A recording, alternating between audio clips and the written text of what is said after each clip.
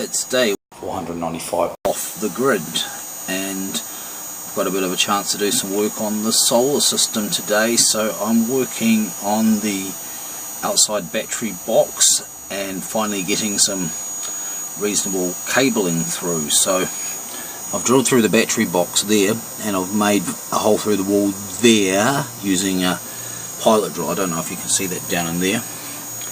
Kind of like this old charge controller system here that I was using to keep these batteries topped up a while back before I went to the new charge controller. Has been redundant for some time, and now it's in the way, so I'm about to strip it away. So this little SolarX controller is going to go bye-byes, and then I can continue making my cable duct through the wall there, and I'll be able to get a better connection to these batteries here from the tractor battery inside the outside box. So that's the main objective today. Although if I can get some more work done on the 10 volt battery bank, that would be awesome as well. As you can see, progress. I've drilled the hole all the way through, and I managed to do it, believe it or not, using the spade bit on this battery drill. This is my Frankenstein battery drill, but essentially it's just a battery drill, but yet that could turn this fast enough to drill. It took quite a while, but it was good through the plastic, I've got to say. That's what I originally intended, but I thought, yeah, I'll just keep going and go through the wood, and I got through. So I fitted this piece of conduit, just go straight through the holes. I'll put some sealant of some kind around that. I may not even worry about where it goes through there, but I might, you know. There's just enough gap in there to, you know, allow workings on that without too much awkwardness. So that'll be the new conduit into the shed to take the wires from this battery. And of course here, the wires. This blue one's going to be the neg, and this rather old looking one, which is probably the better part of 100 years old, is going to be the positive. Those of you with a keen eye might have noticed that your positive cable is a lot longer than your negative. Well, believe me when I say, in this situation, that does not matter at all. The reason why the positive one's longer is A, the positive terminal is a bit further away inside the shed, and B, because even though this positive here is right by the pipe, if I put another battery in parallel with this one, I'll still be doing corner to corner inside here, so the positive will actually have to go over to here somewhere. So I've left a bit of length for future expansion. And it doesn't matter that they are two different lengths. It really doesn't matter. That's idiotic to think that it does, actually, to be honest, because it's the total resistance that really matters. But at any rate, I'm not expecting to pull a lot of current through these wires, and these batteries in here are kind of paralleled against the ones in the shed anyway, so they're almost like a separate circuit in that sense. And as you can see, the new wires not only are a lot thicker than the current wires, they're also going to be a lot shorter, because remember, this battery was all the way over the other side of the shed, and these are several meters long. So we're going from, you know, about 6 to 8 mil cable inside there to something quite substantially heavier. That's a lot shorter. In fact, this runs so short now that I'm doing away with that circuit breaker I had on these, because I can pretty much consider it a whole battery bank tied together now, rather than sort of two separate circuits, as it were.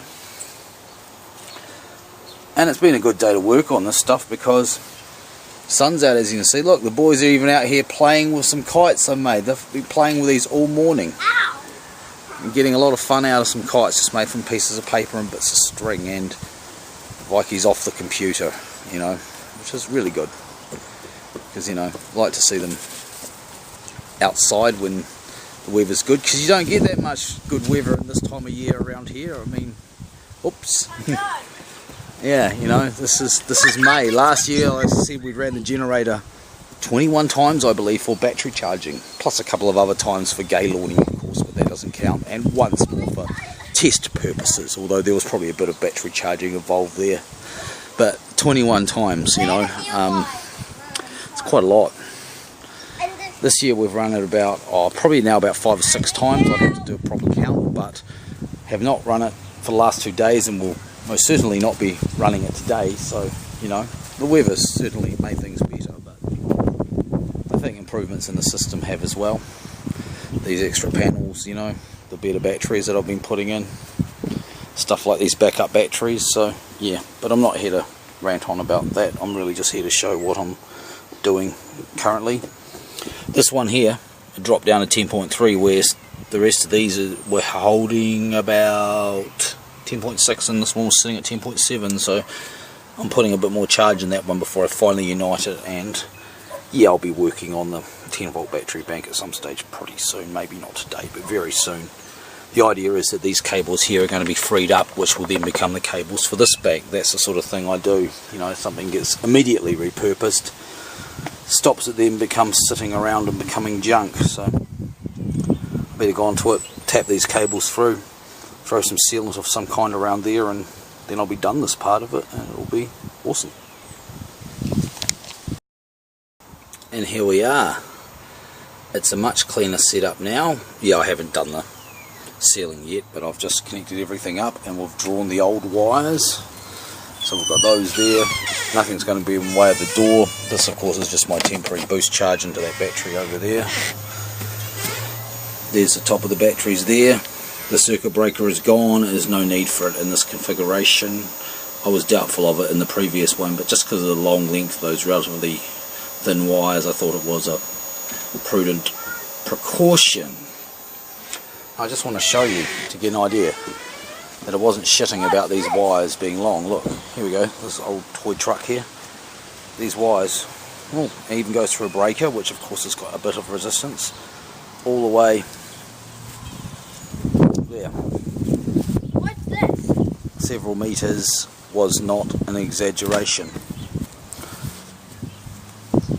But it still worked quite well like that, even though that old tractor battery was at the end of this relatively long set of cables. And people say no, you can't do it like that because some of the batteries do more of the work, and they kind of do, but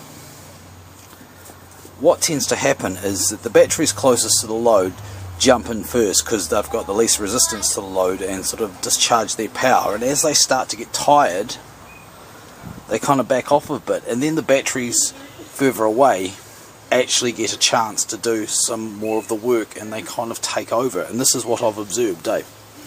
We're talking about parallel circuits here. Series, it's a whole another matter of course entirely, and I'm not going to go into that, but it can be quite tricky. But with parallel circuits, that tends to be what happens.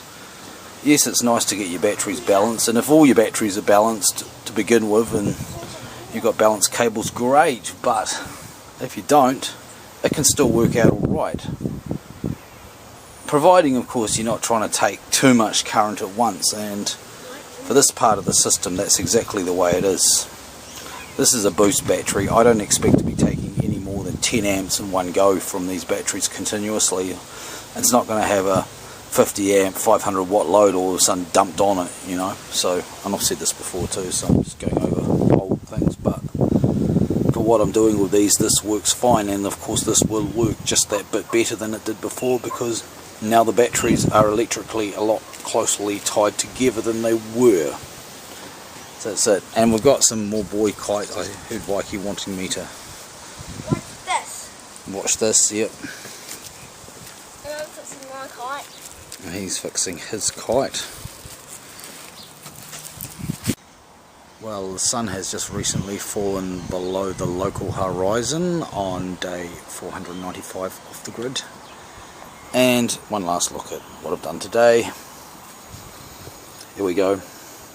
The battery wired up as you just saw before, but I've now finished off these batteries and united them, so that's now a complete pack, my infamous 10 volt battery bank. We've just got to figure out how we're going to get some charge into it and how we're going to get some power out of it. In fact, I've already started with that. Here I've got this pipe. Now this is not just any piece of pipe. It is a piece of old galvanized steel, I believe, electrical conduit, and you can tell because it's actually got this earthing ring around it. It also had a pull box at the other end, but that's gone because when I pulled this out of the shed, it was bent almost around in a U shape, in fact almost a C shape. Not much use. It obviously suffered a little bit of abuse towards the end of its former life, which was, in fact, this was a piece of conduit from one of the old range lights in Napier. Yeah, so it's got lighthouse connections. That's where I picked it up from, and now it's going to be part of my solar rig. I really dig stuff like that, eh? I mean, there's thousands, tens of thousands, hundreds of thousands of pieces of old pipe lying around the place, you know, but this piece comes from a light station, you know. It's got a bit of historicity to it, which is the sort of thing I really enjoy. So I really get a kick out of bringing things like this back to life. It did have some original cables through it, and I used them to pull these new ones in. They were about half the gauge of these, and they were cut short. They only just poked out each end, so obviously no good for my purposes, but they will of course in time be retasked to something else. But I repurposed these cables that you saw before, that were just, you know, came out of the previous connection of the tractor battery, and now they're going to be taking the power in and out of the 10 volt battery bank up through this piece of conduit. And up this end will of course be some sort of charge controller-y thing. I have some devious plans afoot for that. Julian Eilert will be most impressed. And that's about it really. That's all I'm going to do today.